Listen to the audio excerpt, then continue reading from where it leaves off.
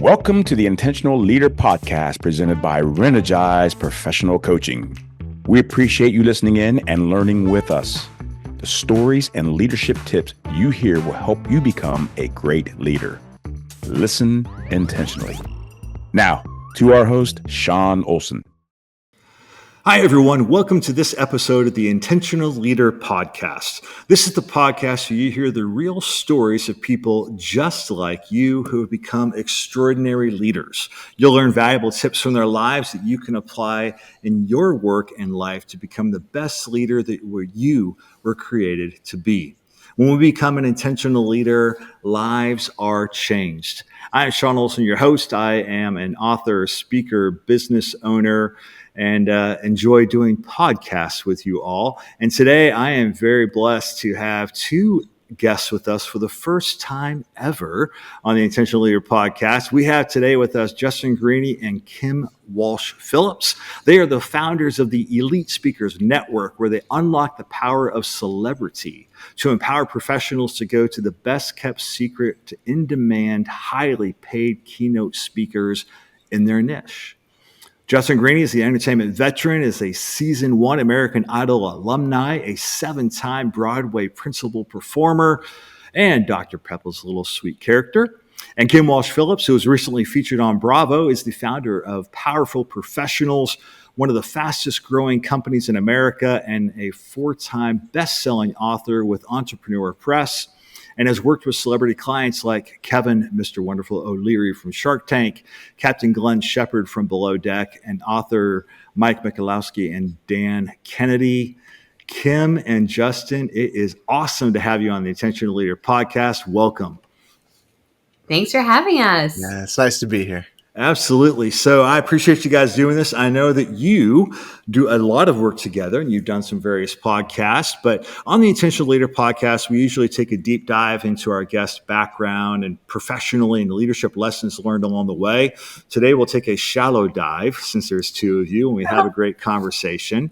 So Kim, just talk to us a little bit about your journey, but leadership lessons learned that has prepped you for where you are today. Thank you for that opportunity. It really started a very long time ago. I'm not going to start for the time, that I wanted to earn the cookie in kindergarten. So I do think it might have started there. But I'll fast forward a little bit to college, where I knew what I had seen that I loved doing, right? My knowledge was that I loved teaching. I loved sharing valuable content. I loved performing. I'd been in theater before. And I loved the power of words and storytelling. And so my college background was I went to school to become a teacher because that's what I thought. I thought I was going to be a teacher and I was going to run the drama department in schools. That was going to be my career. And as I started going deeper into my classes, I started realizing I loved the marketing classes, the English classes, the theater classes. I did not like sitting in a classroom with high school students. In fact, when I did my first practicum where you have to stay in a classroom for a week, I was miserable.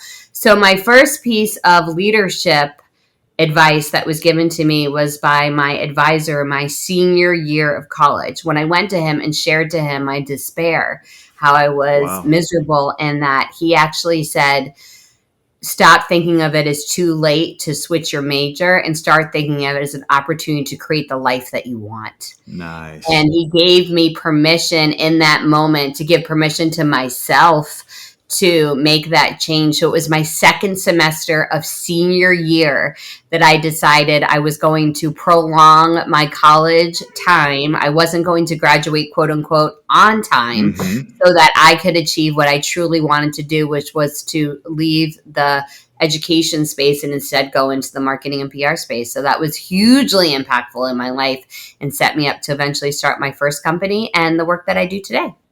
Great. So when that professor came to you with that, how long was the deliberation? Like, was it a eureka moment when he gave you permission so you just jumped at it?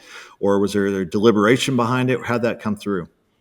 Well, I wasn't quite the self-reliant, independent, confident human that you see before yourself today, I was still very reliant upon the approval of good old mom and dad. So I wanted to, but I was so scared because here are the people who had been paying for my college. I was actually, I married my first husband shortly after college. I was going to be getting married and still be in school. There were a lot of social norms that I wasn't going to be living up to in that moment. And I am someone who always likes to be the good girl that everyone sees as accomplishing those things. And so I had to build up the courage to have a conversation with them about this decision to prolong my college and not graduate, quote unquote, on time.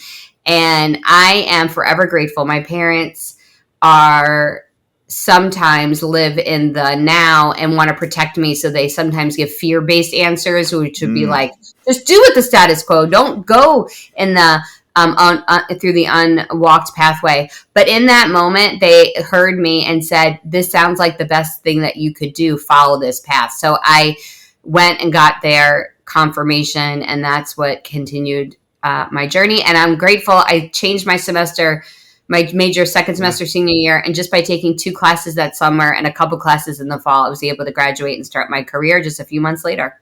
Yeah, I love that story. Thanks for sharing that, though, because that power of parents, right? And how oftentimes as kids, whether we realize it or not, we're seeking their approval. So I love that story. But even more than that, I love that little bit at the end where they're like, we're behind you. We got you. Yeah, it's great. Yeah, powerful. Well, thanks for sharing that. Justin, give us a little walkthrough. Obviously, a lot of listeners know you were originally from American Idol, but you were so much more than that. So tell us what we don't know about Justin. Sure. Well, just like Kim, I was born to some pretty outstanding parents. My mother was one of the first anchor women on CNN when it first started up. And my father was in the Atlanta police force and then went on to become the first Black chief of police in Atlanta. So I grew up around lights, cameras, politics, politicians, and police officers. And it was a very interesting experience because all of that sort of glitz and glamour and being 4 and 3 years old and dressing up in little tux and tails and going to gala events and balls was normal. That was just normal for me, being in the control booth while my mother was broadcasting live to the nation on CNN, this company that people said 24-hour news, nobody will ever watch that. And then watching my dad out in the field, moving up in the ranks was just a great experience. And in terms of leadership, one of the very first lessons that I learned, and I think any intentional leader will take this to heart, and it is leading from what you live. When you lead from what you live, it is so easy, especially nowadays, for people to lead from what they learned, right? We can pick up a book, we can use ChatGPT, we can just Google something, and we can learn something really quick, and we can coach on it. And there are far too many coaches out there and maybe leaders out there who are just leading from what they learn, but not necessarily leading from what they live. And being able to watch my mom really lean into the challenging schedule and the ability to be very flexible and turn on a dime when she's delivering a live broadcast really helped me to understand how important it is to really be authentic and put your best foot forward when it comes to being on camera, when it comes to being on radio. She was also in radio as well.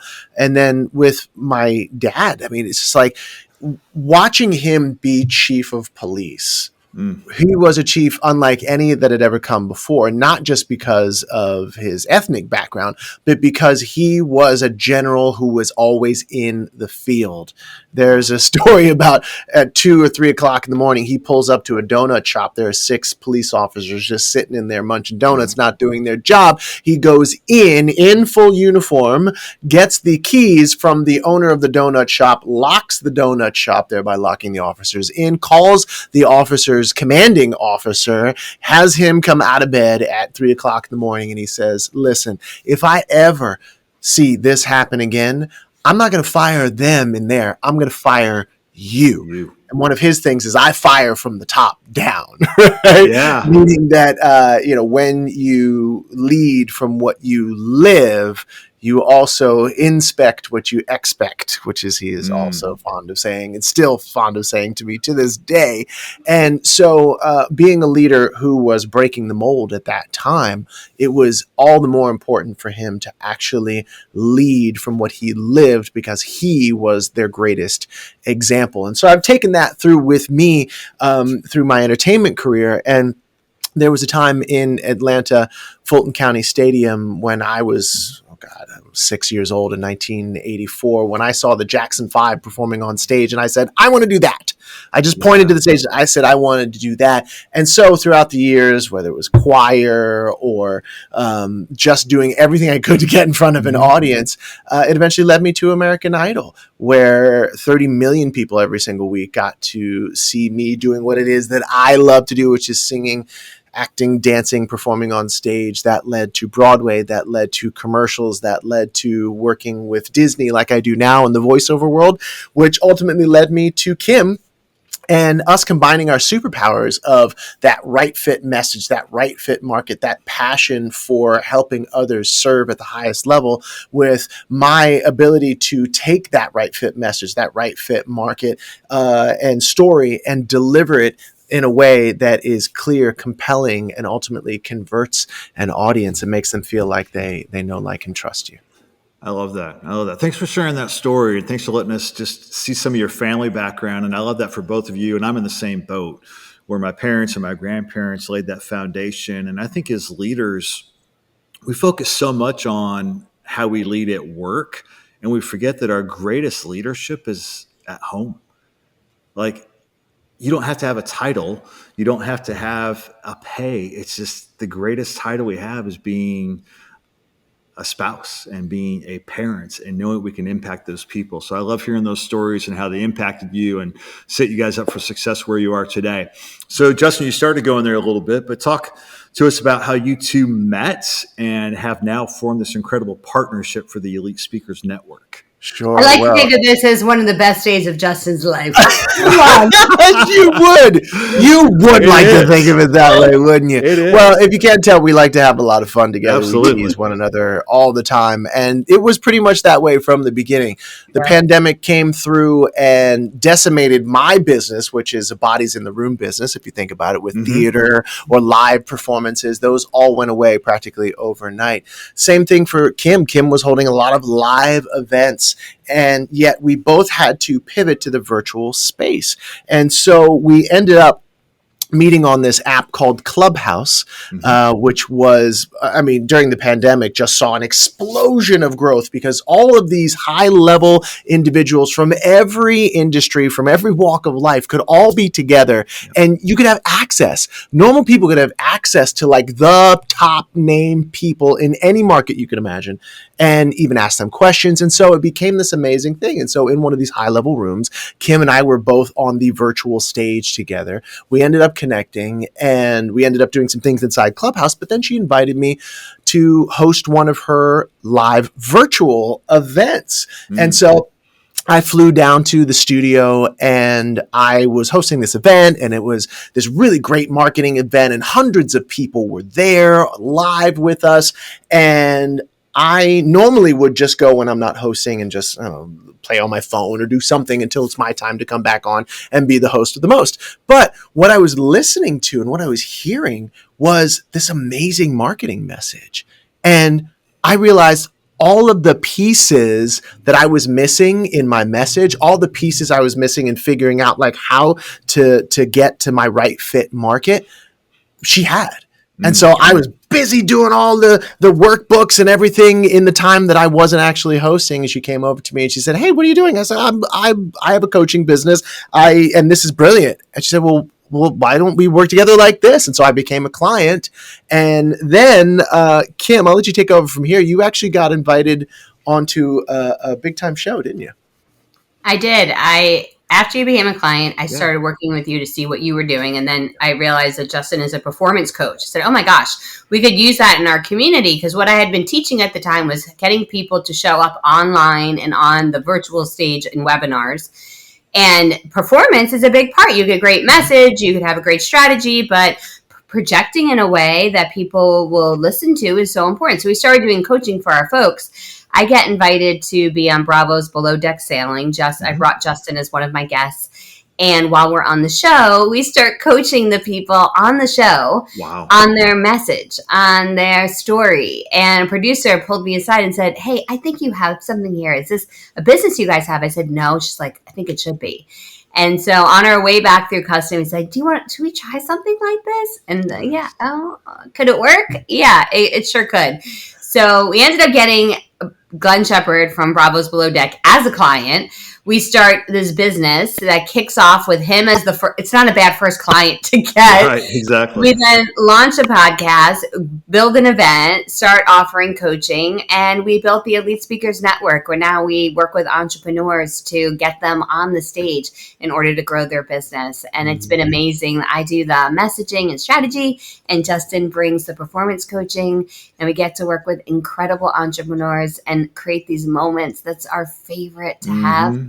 When we get to be in the audience, seeing them on stage. And while we spend a lot of the time looking at them, our favorite moments are to look at the audience to see the impact they're making in real time. And we get to do that every single day.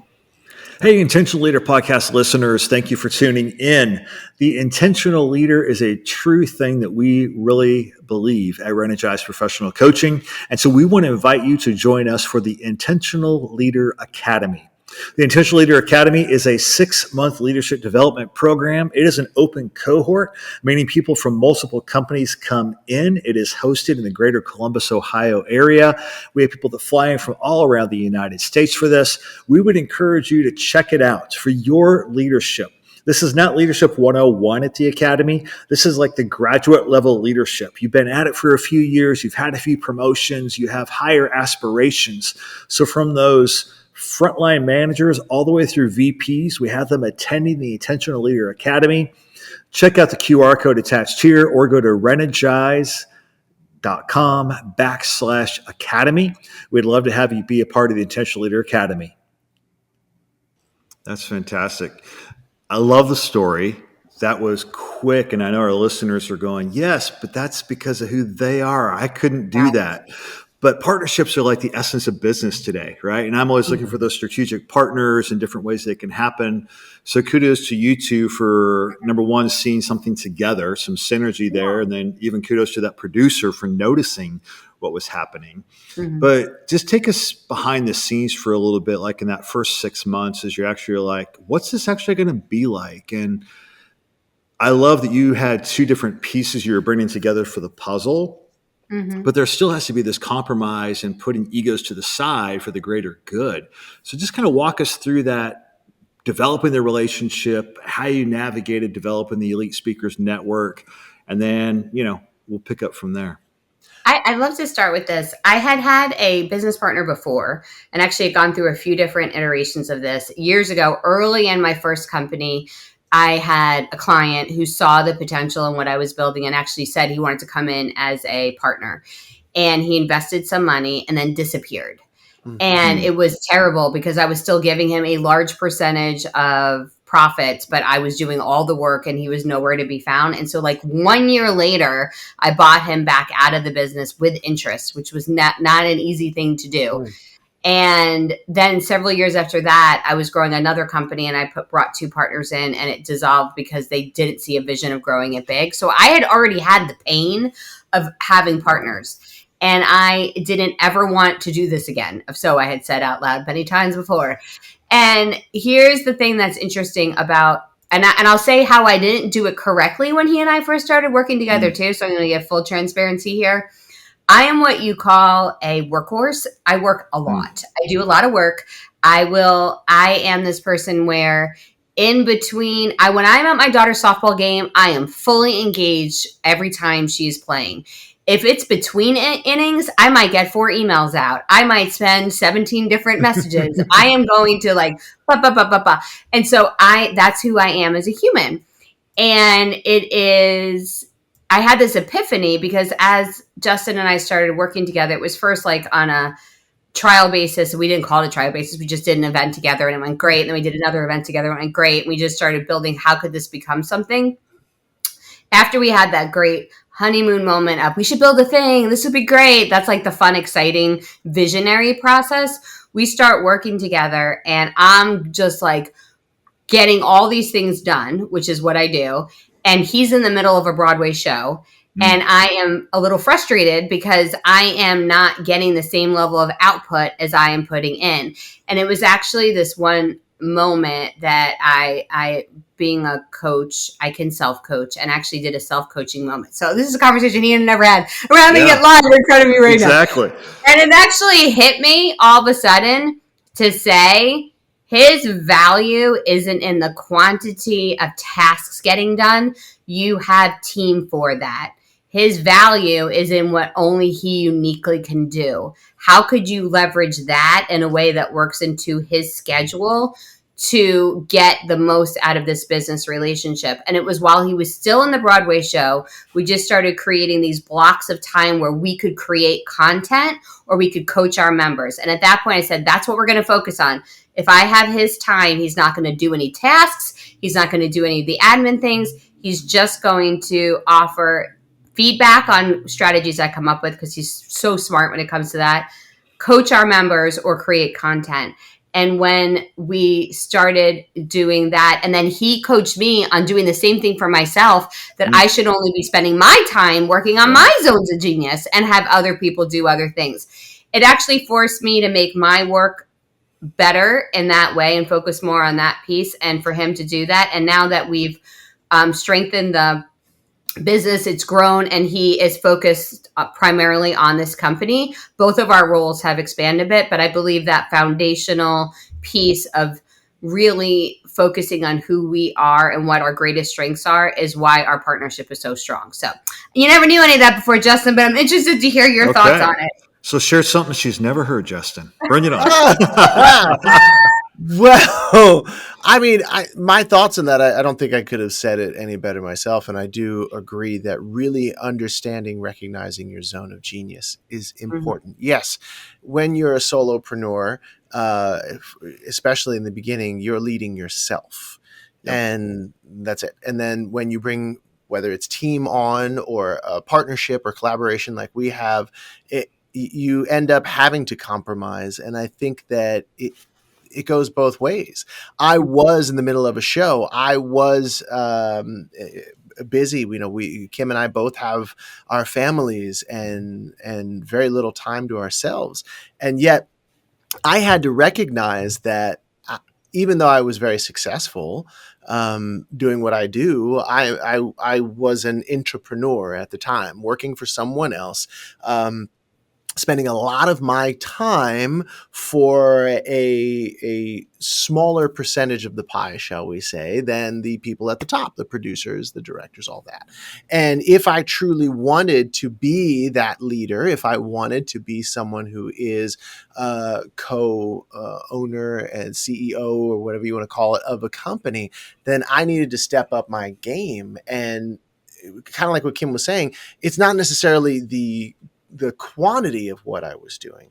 It was that the quality of everything that I was doing had to be just the best that I could make it, regardless if I was busy, regardless if, you know, I had to make those blocks of time. And in that time, I had to be devoted. And so it just not only recently, but relatively recently, I made the choice to continue to be in entertainment. I work for Disney. Matter of fact, I have a voiceover session with them tonight for Super Kitties, the show that I'm in on Disney Junior.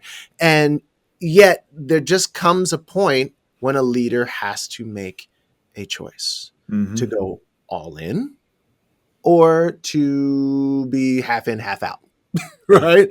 And I made the decision to go all in on the message, all in on the market that we wanted to go after, all in on what it is that we were doing. Yes, I can have these other things that I'm doing, but ultimately my main focus and my main thrust now, along with Kim, is to really help business owners who want to expand their business via the power of stage, really develop that right fit message for that right fit market, then be able to get up on the stage, get behind the microphone, or get onto a virtual space in front of a camera and deliver that message so that it resonates with their audience, makes them know, like them, trust them, and ultimately feel like saying yes, not necessarily just to the product or service that the entrepreneur, the business owner is selling or the speaker is selling, but ultimately make that perfect prospect say yes to themselves.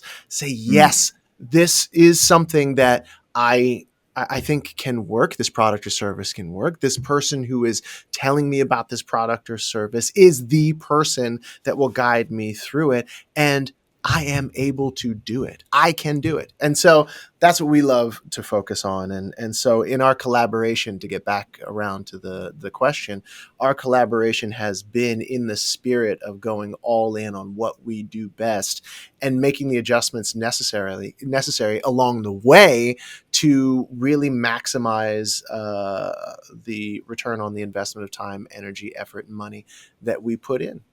And I think, for a leadership suggestion or strategy from our stories too, and something that I have found over time, running a company for over 22 years, it really is key to give people the greatest chance they have to succeed by allowing them to serve in the way that they show up the best. Like my COO, she's very analytical. So if I want her to work on a problem with me, I cannot ask her to solve it in real time on a phone call.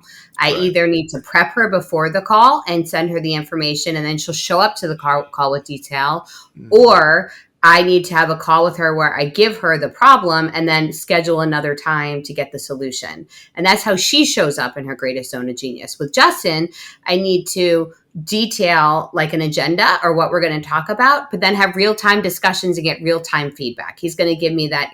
So it allows me to get their greatest gifts and strengths based on who they are in their zone of genius. And I think as any leader, when you can unlock how your team members perform at their greatest strength, instead of trying to get them to conform like a one set model that doesn't work for everybody.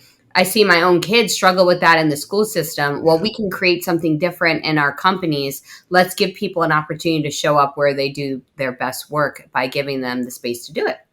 Absolutely. I love that. It's interesting how leaders have caught on to the aspect of self-leadership, right? If I can't lead myself, I can't lead others. And so a lot of leaders really focus in on trying to identify what is their secret sauce, what is their specialty, where do they stand out, but then they forget to translate that to their people, the people that they have the opportunity to lead and to impact. And it's like, no, if you find it for you and you know the joy that comes from that, pass that joy on by helping them find it and setting them up for success with that. So I love that that's happening.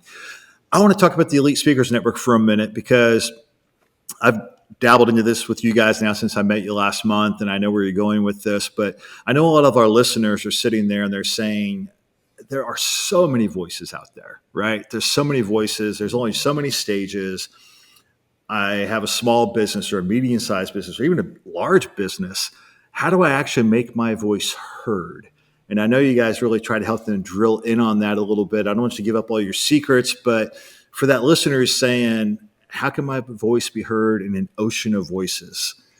What's your thought? If you were going out to dinner with a group of people and you headed to the restroom during that supper and then you came back to the table and someone at the table said to you, hey, where was the bathroom? Sean, what would you do in that moment?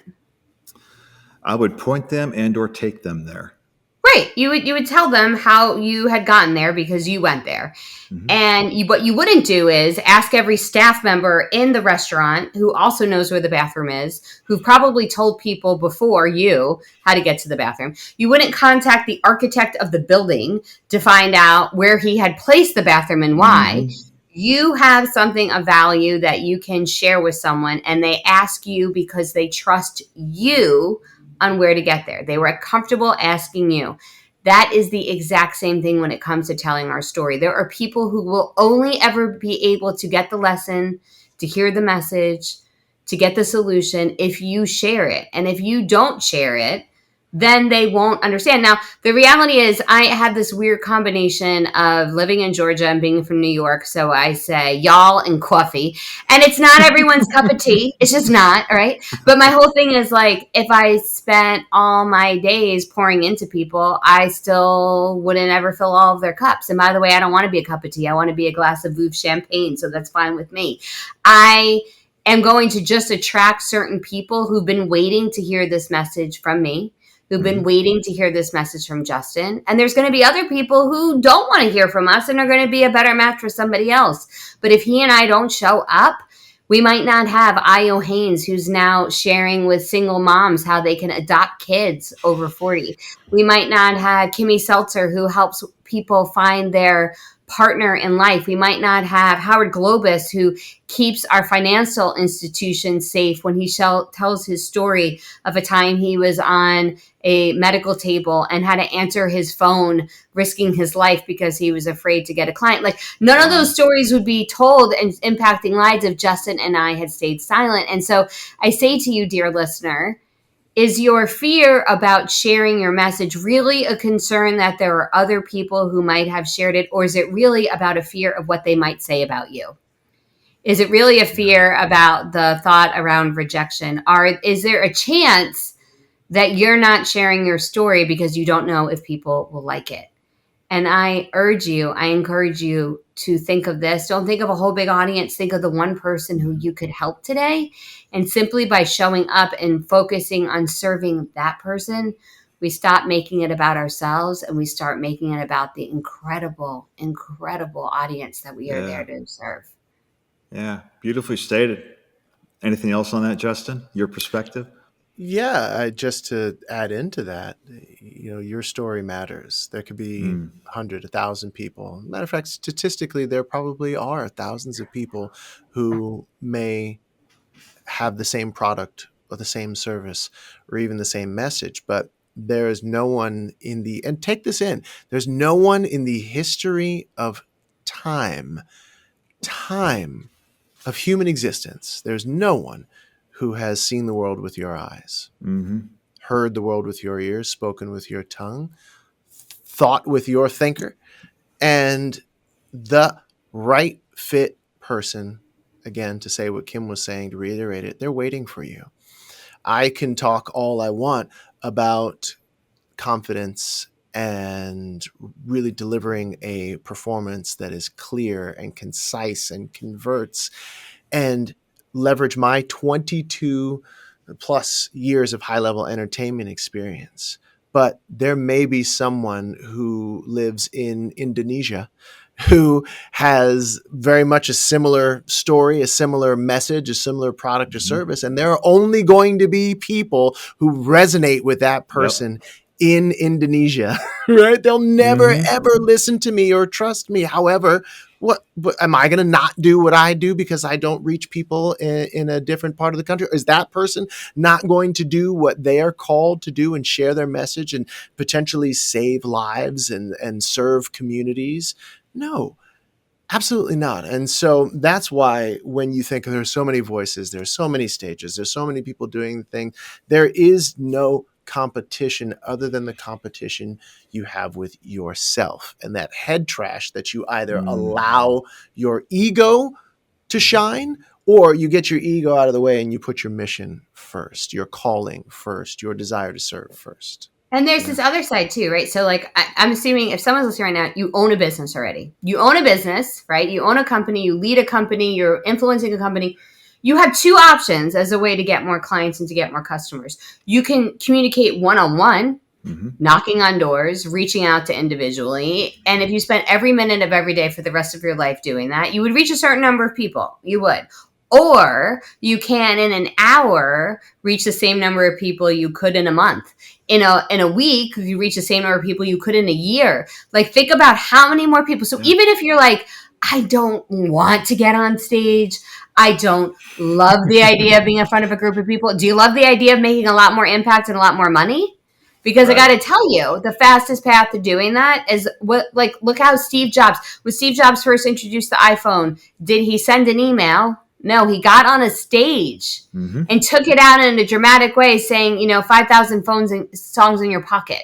Right. When Martin Luther King Jr. got up and shared with us his vision for equality, he had given that speech 200 times before he shared the I Have a Dream speech that we all know today. Because the impact we can have when we're willing to stand in front of a group of people and share one message. This is how you grow your business in the fastest way. And the reason why we say you do it in other people's stages is because they already did the work for you. They generated the leads. They created the audience. They're in the room.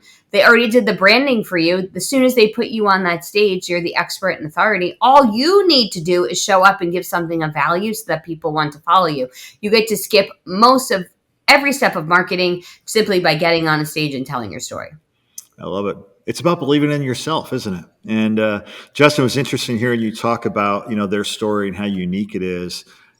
What you're describing is lead from what you've lived, right? That you started out with today. It's that whole thing that you've got unique perspective and how that all plays out. And I do think it's interesting that we have that negative thinking of how many can I get? And it's almost like these businesses are like, if I can't get 1,000 people, it's not worth taking the step. Yes, it is. Go after the 5 people, go after the 10 people, and get the business coming through. I know for us in our business, we always say that we're going to work really, really hard to get as much business as we can. God gives us the clients He wants us to impact, and the one that we don't get, He doesn't want us to impact for some reason, and that's okay. That's okay because we're out there to impact people in the end. So, well, you're also being a shepherd of the tools He's given you, and that's the important piece of that. I think some people think God's only going to grow my business to the level He wants when you follow the things that He says and you use your hands and feet to be His hands and feet. Yes, that's what I believe. Like, my knowing of Him guiding my path is amazing, but I also know that I'm being a shepherd of the resources He's given me. So I think we need to do both things in order to grow our business successfully in our faith. Absolutely. So I know listeners in our show notes will have all the links to what Kim and Justin are doing personally and collectively with the Elite Speakers Network. I do want to finish this episode the same way I finish every episode. We'll just have 2 versions of it. I always finish with a question to our guest of what is something our listeners can do intentionally today to be a more effective leader. Justin, lead off for us. Well, I think one of the greatest things you can do to be a more intentional leader is to have a vision. As the Bible will tell us, without a vision, the people will perish. Right? But it's very interesting when Kim and I will talk to people about, hey, what do you want? What do you want? What's your vision for this thing? They will very often be able to tell us what they don't want, right? It's very easy to come up with the things that we don't want. However, what you do want, the more clear you can be on the vision for your insert the blank, whether that's something in your body, whether that's something in your spiritual connection, your confidence, something in your relationships with your spouse, your children, your family, or whether it's something in your business. The more clarity that you have around your vision, the easier it will be to then do what any good leader is able to do, which is declare that vision, not just to themselves, but to the people who follow them, and really make it clear, as we do on stage in front of the camera, to lay out that vision in a way that resonates with the people who are following you, who want to be followed, who you want to follow you. And so that clarity of vision, the ability to communicate that vision, ultimately allows you to do what I talked about at the very beginning, which is lead from what you live, which is an integral part of being an intentional leader. Great tip. Thank you for that, Justin. Kim, what do you think? What's the tip? Ask the question behind the question. Oftentimes, the question that they're asking you, us being leaders of service, we want to just answer it right away. But oftentimes, the reason why they're asking is not the reason that we think. And when we can take some time to dive into what the question really, truly is, we can serve them in a much more meaningful way. Like when we talk to people about something we might have coming up, like one of our upcoming events, and they say, well, how much time does this take? That's a question I could just answer in like nuts and bolts. Or I could say, that's a really great question. I want to answer for you, but why do you ask? And it might come up a story of a time where they didn't get to they didn't get to participate the way that they wanted to show up. And so the course was gone and they feel like they lost their money. Or they may have a family member going through a really hard time and they feel guilty dedicating time. It could be all sorts of things. And I could talk to them about their true concerns and make sure that it happens in that way. So sometimes when we pause to ask the question behind the question, we can serve in a so much more meaningful way. I love that. It's that patience and just pulling people along because it's worth bringing them on that journey.